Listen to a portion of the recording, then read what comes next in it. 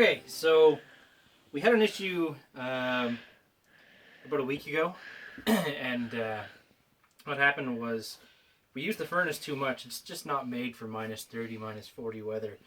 So we ended up using it so much that it burnt a part of the ignition cable. I don't know if we had bad propane or if we just overcooked the furnace.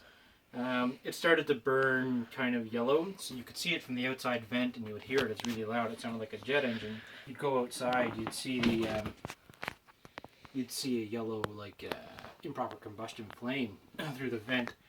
It wasn't too yellow on this, so I don't think it was the propane, but it might have been. But I was talking to the dealership and they say it's not really made for this sort of weather, so they may have had the heat up too high or the furnace running too much. Anyways, it ended up burning the ignition cable. This is a new one here, but the crappy part with the way it's set up is this part of the cable actually sticks out in the combustion chamber. So if you're not using it a lot, it's fine, but for the amount of times we used it, this actually burnt right up and burnt right off. I think the old one is in the truck still. So it actually goes right in here. So this is your igniter that goes here. It feeds through under there. So this part is exposed right to where the combustion is. And it burnt right up. Kind of a crappy design. But I'll show you guys how I took it out. Unfortunately, I didn't take a video of me taking the furnace out at the time, but it's pretty simple, actually. It looks like a lot, but anybody can do it. You just need the proper tools. The faceplate for the trailer is really, really easy. This was simply on here, down there. So it's just a matter of 2 screws on the side, and I took that out. And then when you get to see it in here, you're just going to see this big casing, and this little part is on the front. So you just take it off. It's just held on with 2 screws on the side. Then you undo your propane. It's just, I think it's like a 5/8 wrench. You just need to undo your propane. And there's enough slack in the wires that you didn't have to unhook any wires.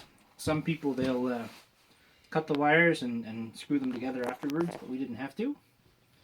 So once you got your propane unhooked and the cover off, you literally just pull it out.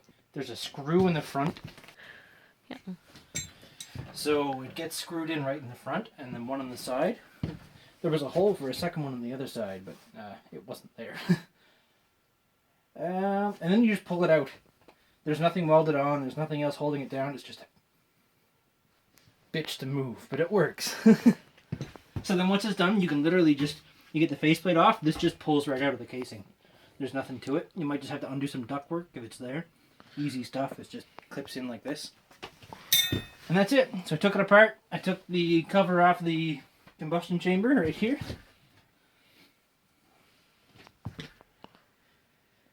So that shouldn't be there. So this was covered. So this here is, I'll show you quickly if you want to move the camera in a little close. Zoom in. So over here you've got your circuit board. So the ignition cable comes off of this here and it runs around. And it goes through this little hole here and gets fed through here and there. And you need to have about 1/8 of an inch gap for the ignition to happen there for the spark. So I'm going to put the new cable on, put the new gasket on the top of the combustion plate because mine burnt all off, and then I'm going to put it back on. I won't do it in this video, I'm just showing you the furnace. It's hard to get at, but back here there's a little sail switch. You're not going to be able to see it. That controls the air intake versus propane. So if you have a bad sail switch, you might be getting too much air or you might not be getting enough propane. That wasn't our problem. So as you can see, ours is really dirty inside. Like, look at all the soot. You shouldn't have any of that from just burning blue propane. So something happened in here, and I don't know if it's because we cooked the cord or if we had a bad batch of propane. It's really simple. Don't be scared. I was scared when I did it myself. So I had a friend come over and help, and we just picked at it. And the dealership was really good. They walked us through it. And yeah, that's pretty much all I have.